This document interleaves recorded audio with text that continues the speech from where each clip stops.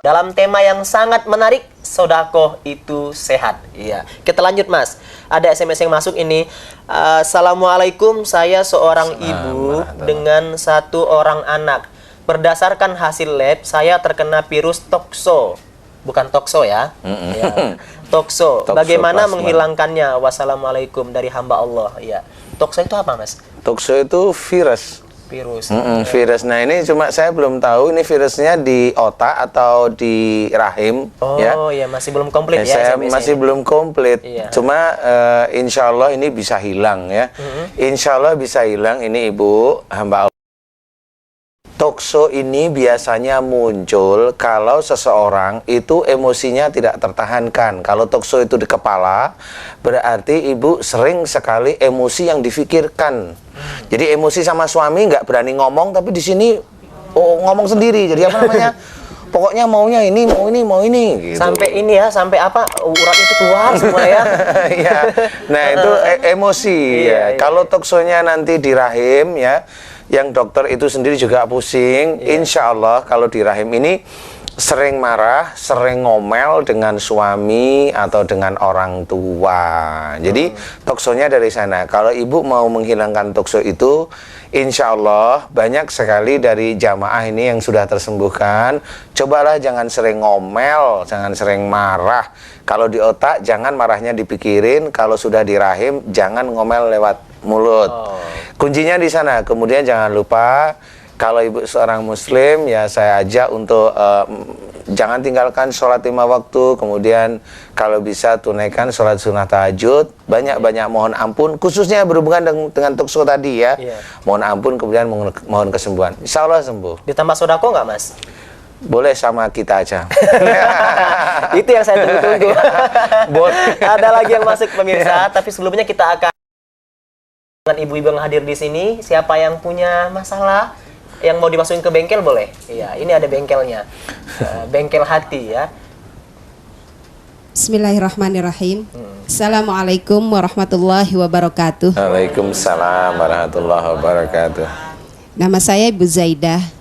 Saya ada sedikit permasalahan yang ingin dipertanyakan, yang kebetulan sekali juga ini berkenaan juga dengan mengenai sedekah. Tadi dikatakan oleh Mas itu kalau tersenyum itu termasuk sedekah. Tapi yang menjadi permasalahan saya, kenapa kalau saya sedikit ada tertawa agak keras, kemudian dada saya tuh suka sesak gitu, sehingga saya mungkin tertawanya kayak mak lampir nggak? Enggak ya? Enggak seperti itu. Jadi kalau ada yang sedikit lucu gitu, kemudian saya tertawa agak keras sedikit, sesak gitu. Sekarang sesak nggak? Kalau sekarang lagi kebetulan lagi nggak tertawa keras gitu Pak, jadinya nggak sesak. Kalau tertawa keras, ini bagaimana jalan keluarnya? Apakah saya nggak boleh tertawa? Apa harus senyum terus? Oke. Gitu. Kan. Assalamualaikum saja biar aman ya. Warahmatullahi wabarakatuh. Waalaikumsalam. Terima kasih Bu Zaidah. Ya. Gimana Mas? Bahaya kalau ketawa langsung keras ya? Saya sebelumnya minta maaf sama Ibu Zubaidah Bu Zaidah ya. Kalau ibu pas waktu tertawa itu sakit, ini ada beberapa hal. Pertama ini ya, barangkali dulu ibu dengan orang yang tertawa lepas, ibu itu enggak suka. Pertama itu. Tertawa kan mungkin? Enggak, jadi ibu itu maaf ya, ini saya harus cerita. Karena ada orang yang lihat ini nggak suka kan, ada cuma diem. Nah, jadi tertawa kok kayak gitu, tapi diem. Nah, itu nanti suatu ketika seseorang itu dia ketawa, Allah akan menahan dengan serasa sakit. Itu pertama. Kemudian yang kedua ada, tapi kayaknya enggak. Karena kalau ibu ini kalau hanya tertawa saja, kalau normal begini enggak sesek. Kalau yang kedua ini jarang. Barangkali ini bukan tipe ibu ya. Kali loh ya. Biasanya kalau yang sesek di dada itu kalau punya persoalan, kalau punya masalah atau jengkel itu banyak disimpan juga. Nah, itu juga sama di dada. Cuma itu biasanya setiap saat. Jadi seseknya nggak cuma ketawa, jadi dalam kondisi begini tuh sesek aja. Nah kalau ibu nggak ada masalah nggak, berarti satu tadi. Dulu ibu kalau lihat ada orang ketawa ngek itu pasti jengkel ini. Betul nggak? Betul nggak? Ini jujur karena dengan ini insya Allah kesembuhan nanti. Iya. Pakai ini. Mic. Gimana? Karena memang saya suka memarahi orang yang tertawa itu. Nah, Terus kan gitu. kemudian saya bilang Iya. tertawa seperti itu Keledai. menghilangkan iman. Lah, Saya iya. bilang Sudah Nggak boleh. ketangkap, Ya, sudah ketangkap. Berarti Sudah, insya ya? Allah betul dihilangkan istighfar. Insya Allah itu hilang nanti. Amin, amin, amin. Ya, alhamdulillah. Baik Mas Danu, kita terima Ya. telepon boleh ya? Boleh, Telepon boleh. dulu yang masuk. Halo, assalamualaikum. Waalaikumsalam. Waalaikumsalam. Halo, Halo, waalaikumsalam. dengan siapa di mana? Bu Lilis di Jogja. Nampaknya masih belum begitu Bu Lilis di kencang. Jogja. Halo, assalamualaikum. Waalaikumsalam. Ya, dengan ibu siapa di mana? Lilis di Jogja. Iya. Jogja, Bu Lilis dari mana tadi? di Jogja. Ya, Oh, silakan Jogja. ibu. Gimana Ya. Ibu? Di Jogja, Pak. Iya, Bu. Jogja. Kita di Jakarta, Bu. Iya, ini saya mau tanya Mas Danu. Oh iya, Bu. Bu siapa namanya? Bu Lilis, Oh iya, gimana Bu? oleh dokter saya didiagnosa menderita kista di sebelah kanan, Mas. Kanan itu di kaki, di perut, di kepala, di mata, di pipi, di mana nih? Kista, Mas. Iya, kista di mana? Kista di rahim sebelah kanan. Oh ya, insya Allah. Terus? Tapi saya takut operasi. Oh, takut operasi. Yang jelas takut bayar ya. Mas Danu ini. Itu aja. Ya, Ibu ya, itu aja ya. Alamatnya Mas Danu di Jogja, Mas. Baik, Oh, baik, ya, baik, baik ya, ya, ya, nanti ya. ya. Ya, Ibu ya. Terima kasih. Baik, kita terima. Waalaikumsalam warahmatullahi warahmatullahi wabarakatuh. Kalau saya takut operasi, saya takut duitnya juga, takut dampaknya juga ya. Iya. Yang kedua, halo, assalamualaikum. Salam. Halo. Halo, assalamualaikum. Ya, Waalaikumsalam Waalaikumsalam. Dengan Pak warahmatullahi. siapa di mana? Dari Cirebon, Pak Kusmayadi. Ya, silakan iya. Pak. Saya mau bertanya, Pak.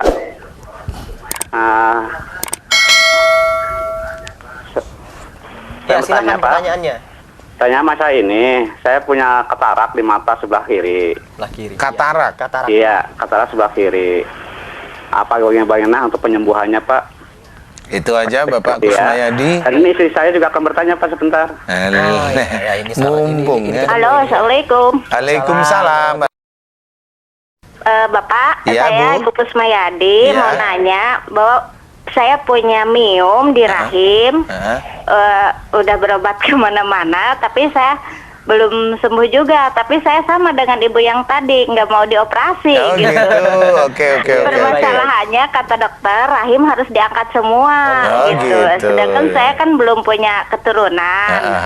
Jadi kalau rahim diangkat semua nggak ada harapan untuk punya keturunan. Oh gitu. Iya. Sebelumnya jangan ditutup dulu boleh Bu. Saya mau tanya tentang Bapak. Boleh. Ke Bapak boleh. lagi ya. Enggak usah. Iya. Ibu aja, ke Ibu. Ibu aja. Nah ini saya mau tanya Ibu ya. Bapak kan katarak sebelah kiri nih.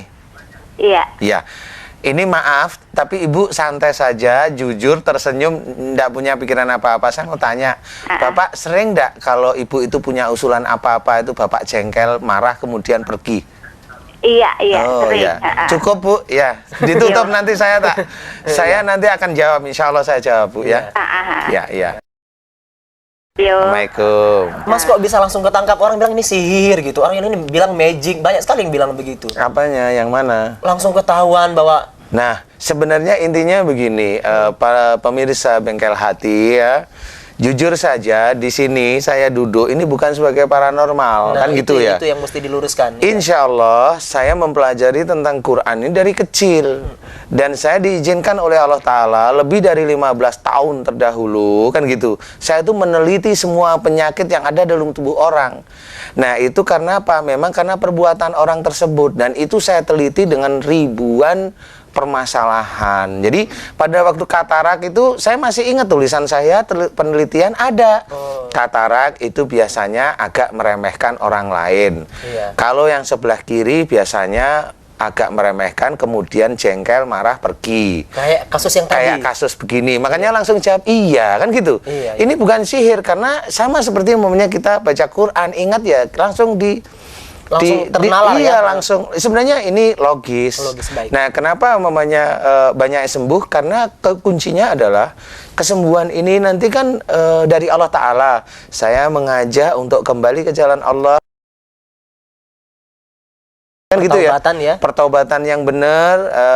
Insya Allah Allah itu sangat cepat sekali untuk menyembuhkan. Iya. Kurang lebih seperti itu. Baik. Nah, ini kita Sudah menjawab sudah dulu jelas ya. Sudah jelas. ya. Kemudian saya menjawab untuk permasalahan miom sama kiste, tadi adalah satu, itu sering jengkel di rumah, entah sama anak atau sama suami atau sama orang tua. Kalau ibu yang di Cirebon tadi kan belum dikasih momongan sama Allah Ta'ala ya. Ibu jangan terlalu tergesa-gesa. Saya mengajak, insya Allah di habis acara di sini nanti ada acara off-air di Masjid TPI, Anida TPI. Jadi ibu bisa minta informasinya di Masjid TPI, nanti kita akan bantu. Karena insya Allah dan banyak sekali kasus yang kiste itu mengecil, alhamdulillah diberi momongan oleh Allah Ta'ala. Jadi nggak perlu dioperasi. Tidak mustahil Mas ya, yang sudah puluhan tahun tidak punya keturunan, ada harapan untuk ada harapan sebenarnya. Ini ada salah satu kasus ini ceritanya. Jadi ada salah satu jamaah saya itu wanita non muslim. Nah, jamaah saya itu wanita non muslim ceritanya. Dia punya kiste, waktu itu ketemu kiste itu 12 cm besarnya. Allah. Nah, kemudian saya cuma ngobrol sama dia karena dia belum punya suami. Ya, dia belum punya suami, saya cuma bilang, kamu sering jengkel sama ibu ya? Iya, dia bilang gitu. Nanti kamu pulang, minta maaf sama ibu kamu, minta maaf bener, dan kamu janji pada Tuhan Allah yang menciptakan kita untuk tidak jengkel pada ibu. Mau enggak? Saya mau, Ustaz. Oke, silakan. Kemudian 3 hari kemudian dia tes lab di USG. Yang namanya kiste yang kemarin sebelumnya itu 12 cm, itu enggak ada. Dokternya aja bingung. Allahu Akbar, ya. Itu saudara kita yang belum muslim. Coba kalau kita yang muslim gimana coba? Harusnya kita memahami bahwa inilah mukjizat Allah. Nah, inilah yang harus kita ketahui, sama seperti ibu tadi. Kok bisa ya? Kok ketahuan saya? Bukan sihir ini, bukan paranormal, karena saya pernah meneliti yang tipe begini biasanya analisa saya begini, ya alhamdulillah karena kejujuran. Oh iya, mengakui, kemudian mengakui. Nah, nanti sama ibu ingin sembuh, minta ampun pada Allah Ta'ala. Kemudian kalau lihat orang ketawa-ketawa, nggak usah diejek, nggak usah dimarahin, senyum saja. Kan gitu ya. Insya Allah nanti semuanya sembuh. Kemudian kalau Bapak tadi yang katarak, ya tolong Bapak jangan suka meremehkan orang lain, khususnya istri, ya, atau keluarga dekat, jangan diremehkan, jangan sering marah. Kalau Bapak mau benar, kemudian sholat jangan ditinggalkan, sholat sunnah tahajud dilakukan, kalau bisa setiap saat, setiap hari maksud saya. Banyak mohon maaf, mohon ampun kepada Allah Ta'ala jika selama ini Bapak sering sekali meremehkan istri, meremehkan orang lain.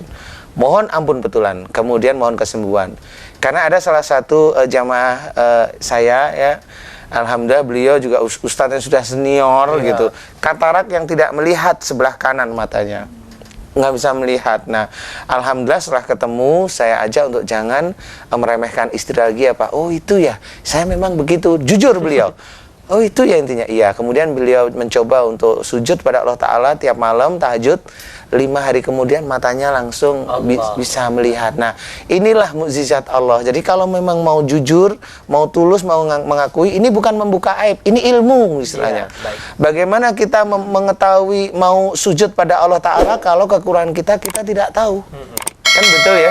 Jadi intinya adalah ini ilmu, tidak membuka aib. Mari kita belajar bersama-sama. Saya juga masih belajar.